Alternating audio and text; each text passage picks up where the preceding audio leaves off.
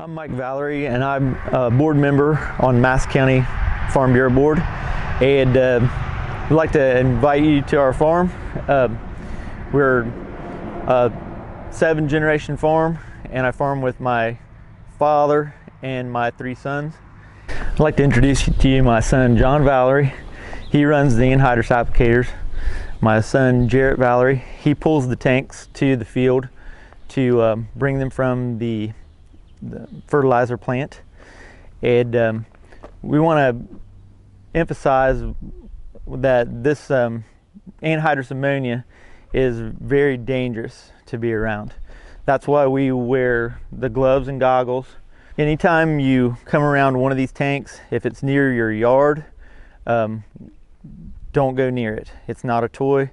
It's not to be played with. If you smell looks like gas, it looks like smoke really, but if you smell that, it's not good for your lungs. So your best bet is to, if you ever see gas spraying from one of these tanks, run into the wind away from it for safety purposes.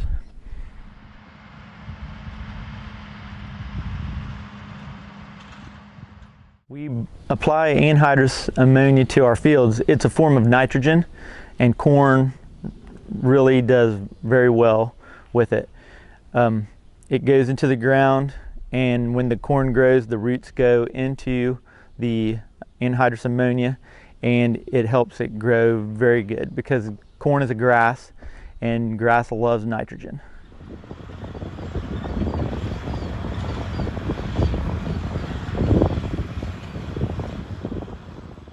In this video, you can see the tile plow going through the field, and the blue tile that is in a roll around it is going into the ground.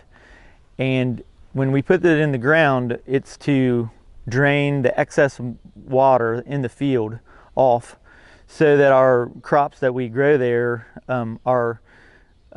they grow better because they don't get drowned out by big thunderstorms that would cause ponding in the field. So that tile will be in the ground for 100 years and still be working, and the next several generations of our family will be able to benefit from it.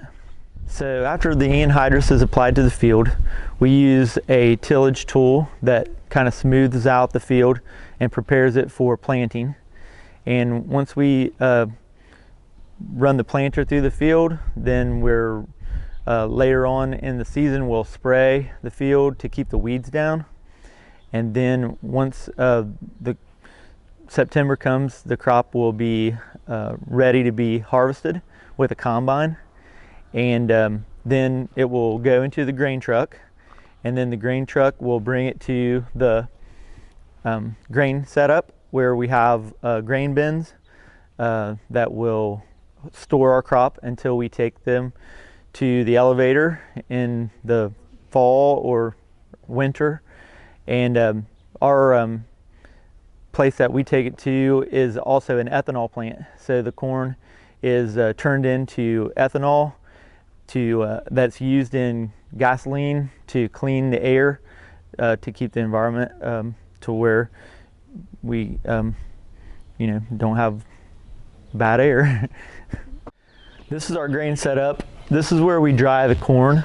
We only have corn here. We constructed this about 2 years ago, and it holds about 190,000 bushel. We can dry in that dryer back there. We can dry 1,000 bushel an hour, taking 5 percentage points of moisture out of the corn. And this is the last stop before it goes to the elevator. This grain setup really saved us last year because we were late planting our corn, and so the corn didn't have enough time to dry in the field.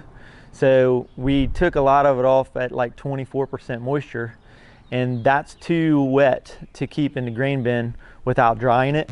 So that tower dryer back there is what we use to dry the corn, and it has to be stored in these grain bins at 15% moisture or below so that it doesn't spoil.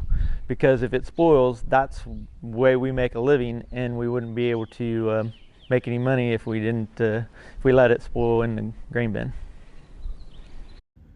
Thanks for watching our video.